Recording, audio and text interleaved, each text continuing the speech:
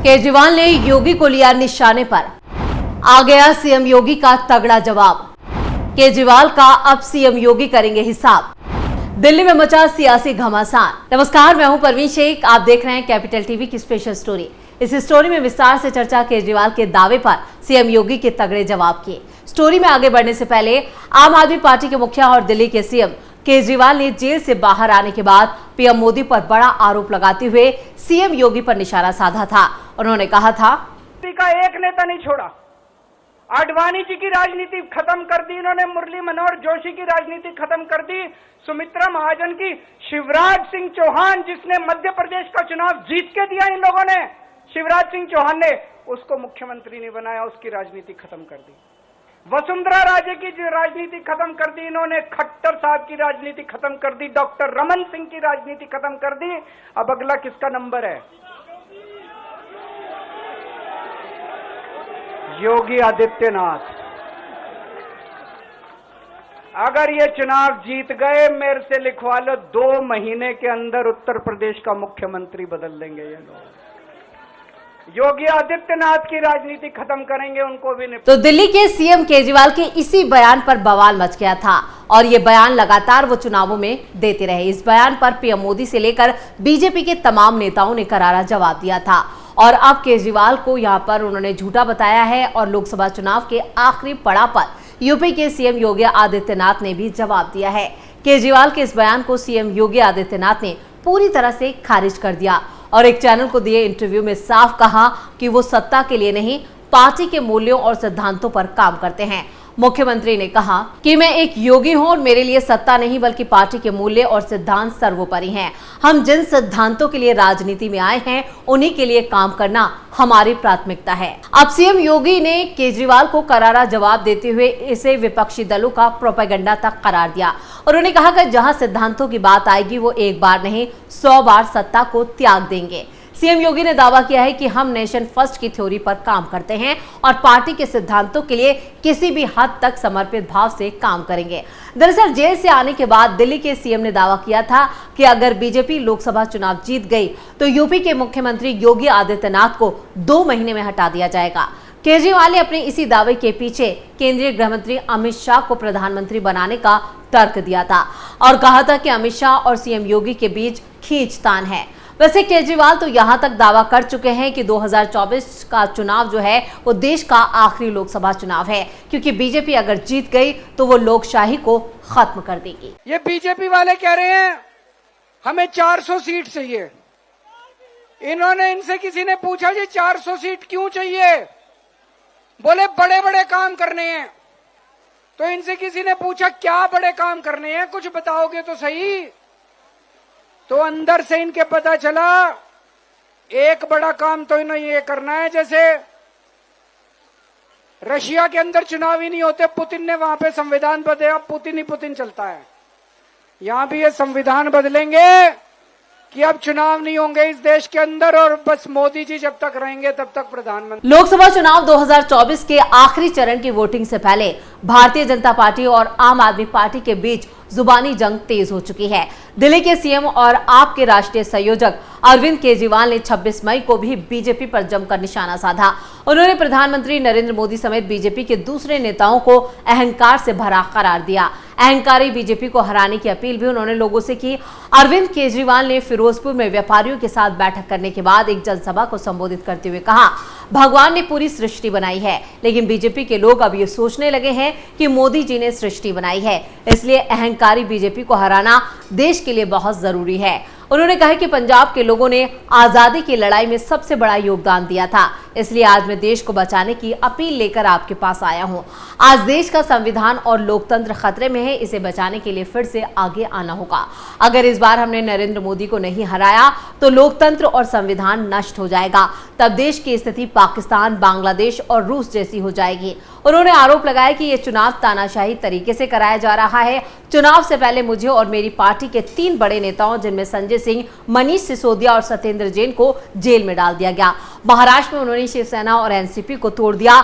झारखंड में मुख्यमंत्री हेमंत सोरेन को जेल में डाल दिया। अब आप मुझे बताएं, क्या लोकतांत्रिक देश में चुनाव लड़ने का यही तरीका है? दिल्ली के सीएम ने कहा, अगर मोदी इस बार चुनाव जीतते हैं तो वो संविधान बदल देंगे, वो चुनावी व्यवस्था को खत्म कर देंगे और संविधान की ओर से पिछड़ी और अनुसूचित जातियों को दिए गए आरक्षण को खत्म कर देंगे। इसलिए इस चुनाव में हमें किसी भी तरह से तानाशाही को खत्म करना है। क्या केजरीवाल के इन दावों से दिल्ली और पंजाब में बीजेपी को होगा नुकसान? राजनीति के जानकार मानते हैं कि केजरीवाल के चुनाव प्रचार में उतरने से ओवरऑल दिल्ली और पंजाब में बीजेपी को नुकसान हो सकता है, क्योंकि अरविंद केजरीवाल मंझे हुए नेता हैं और उनका बाहर आना और लीडरशिप प्रोवाइड करने से फर्क तो पड़ेगा। केजरीवाल दिल्ली के सीएम हैं और आम आदमी पार्टी के नेता हैं। प्रचार में इसका असर तो दिखेगा, साथ ही सहानुभूति फैक्टर भी काम कर सकता है, जबकि यहाँ पर कुछ विश्लेषक मानते हैं कि ऐसा मुमकिन नहीं है। केजरीवाल की छवि धूमिल हो चुकी है और उनके मैदान में आने से बीजेपी के प्रोस्पेक्टिव्स जो है वो कम नहीं होने वाले हैं और वो बीजेपी के खिलाफ कैंपेन में बोल सकते हैं, इमोशनल एडवांटेज ले सकते हैं, क्योंकि सुप्रीम कोर्ट ने उन्हें शराब घोटाले केस में भी बोलने पर पाबंदी लगाई है, लेकिन उसके बावजूद वो बोल रहे हैं। लोगों को समझ आ चुका है, इधर चुनाव प्रचार में किसी पार्टी विशेष को लेकर बोलने पर भी मनाही नहीं है। जाहिर तौर पर केजरीवाल इसका इस्तेमाल कर रहे हैं, लेकिन उसका इन्हें फायदा होगा या नुकसान, ये तो चुनाव के नतीजे तय करेंगे। बीजेपी नेता और वकील हितेश जैन कहते हैं कि केजरीवाल को सुप्रीम कोर्ट ने जो राहत दी है वो किसी मेरिट के आधार पर नहीं दी है, उन्हें अंतरिम जमानत दी गई है और ये एक एक्सेप्शनल ऑर्डर है। जहां तक कोर्ट के ऑर्डर का सवाल है तो 1947 के बाद ये पहली बार ऐसा कोई फैसला दिया गया है कि सुप्रीम कोर्ट ने किसी को चुनाव में सिर्फ कैंपेनिंग के लिए बेल दी है। वहीं केजरीवाल चुनाव प्रचार में लगातार ये कह रहे हैं कि 2 महीने में मोदी योगी को निपटा देंगे।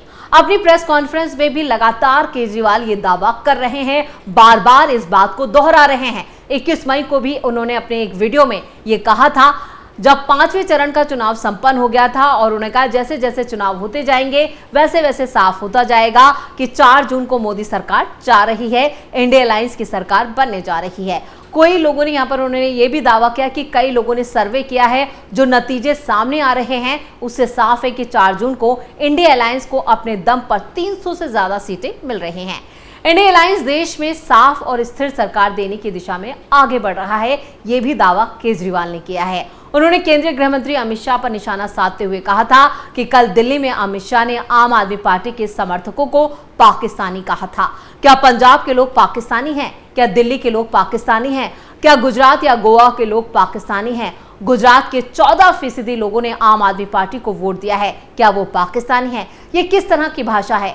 आपको प्रधानमंत्री ने अपना वारिस चुना है, तो क्या आपको इतना अहंकार हो गया है? मैं आपको बता दूं कि आप प्रधानमंत्री नहीं बन रहे हैं, आपकी सरकार भी 4 जून को नहीं बन रही है। दिल्ली के सीएम ने कहा कि 4 जून को बीजेपी जा रही है, तो अहंकार थोड़ा कम कीजिए। 4 जून को इंडिया अलायंस को 300 से ज्यादा सीटें मिल रही हैं। केजरीवाल के इन बेतुके बयानों पर अब पीएम मोदी ने भी जवाब दिया है। पीएम मोदी ने बिना नाम लिए दिल्ली के मुख्यमंत्री और आम आदमी पार्टी के मुखिया अरविंद केजरीवाल पर निशाना साधा। उन्होंने कहा कि पहले जो लोग कहते थे कि सोनिया गांधी को जेल में बंद कर दो, फलाने को जेल में बंद कर दो, अब वही लोग चिल्ला रहे हैं।